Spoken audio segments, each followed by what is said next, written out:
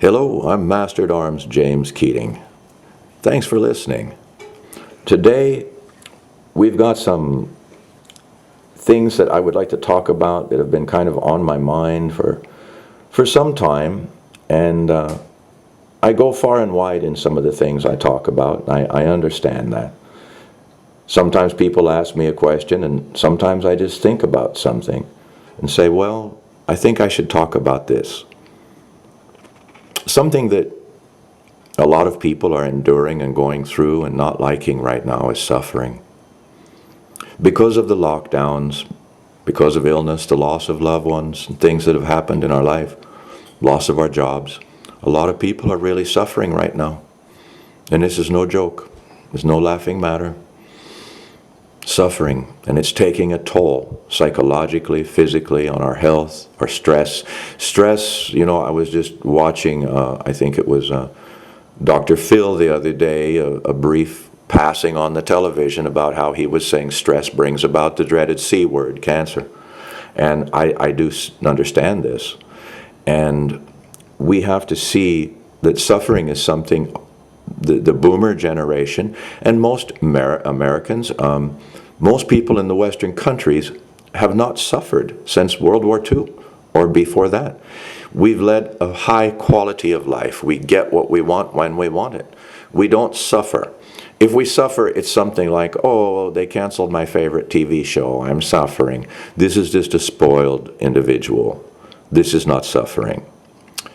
What we have to look at is to understand suffering is the true way of the world. I asked one of the elders once, why suffering? Well, before modern medicine, when the world was as the world is still in many places, suffering is part of it. You suffer a lot. The few times that when there is festivities and good things, you have a good time, but mostly it is hard work. It is grim tomorrows, death of loved ones, short lifespans, severities that you have to bear up under, whether you like it or not. So many times people today, I don't want to do that. The world does not give a goddamn what you want. This is about the way it is. This is the good Zen part of this. This is how it is, not how you want it to be. We'd all want roses and milk and honey and yada yada, but the world isn't like this. In fact, the world is largely poisons, fangs, scales, and armor, not roses and milk and honey. So the more that you get that in your head and understand that, the better you'll fare on this very harsh planet, this third rock from the sun. Suffering is taught by many disciplines. And it is I know it is taught in Sistema. I know that it is taught in Karate. I know that it is taught in many of the Native American customs, to where you become something else. You have a mindset that is beyond the physical. And you're now using something that's metaphysical, beyond the physical. You see it in some of the Sanchin testing, to where you take punishment, you suffer. Because you're going to be struck, you're going to be hit. If all you practice is hitting things, if all you practice is beating things up, what comes the day when you're the thing that's beat up? Have you practiced being beaten up lately? Because you know you should.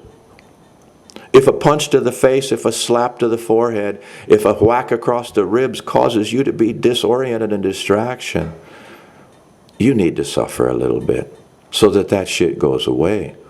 You need to become familiar with suffering. The House of the Stone People, the Inipi, this is about suffering. You learn to suffer, the heat, etc. But yet this is also the house of growth where you gain spiritual gifts, guidance. But you do learn to suffer. And you are not going to leave just because you wish to leave. You will stay in there until that round of songs is over. Suffering is often taught as a ritual thing so that you can survive the harsh aspects of life, real life, that it brings. Much of Asia, much of South America, many places on earth still live in the old way, where men carry a machete every day, they work in the fields. There are no clean water. There are no electricity. They live primitively. Living in this advanced way that we do is a blessing. And it has been said many times in the fear-mongering bullshit of the internet, what if an EMP hits? Well, no electricity. Your well won't work. The gasoline pumps won't work. You're going to suffer. You will panic at the thought of suffering. Like in the Inipi, I can't breathe. Let me out.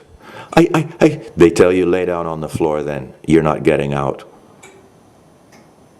I need to get out. You're not getting out. Suffer. That's what you're here for. And through that suffering, you'll get enlightenment. You know, how many times have we seen these zealots of various religions? Christians do it. Islamic, Muslim do it. Flagellation, self-flagellation. They suffer, they cut the shit out of themselves, beat themselves with chains or blades, bleed all over. Somehow some form of enlightenment comes through. Whipping. People think the whipping is some kind of kinky bullshit. No. After a while you go numb. And enlightenment. Quats, bang. Act stupid, I'll hit you again. Act stupid again, I'll hit you again. Bang, pain, suffering. You can't hit me, I won't stand for it. Then you will never learn about suffering. Because at the first sign of suffering, you protest, you call your attorney, you call a policeman. Weak. You think that you don't have to suffer. You're too good for it. Let the others. And when suffering comes, when it comes knocking on your door, and it will, you will have no means to cope with it. You will have no idea what to do other than roll in your own cess and whine. Oh, woe is me. What the hell do I do now? Right, because you've never suffered like this in your entire life.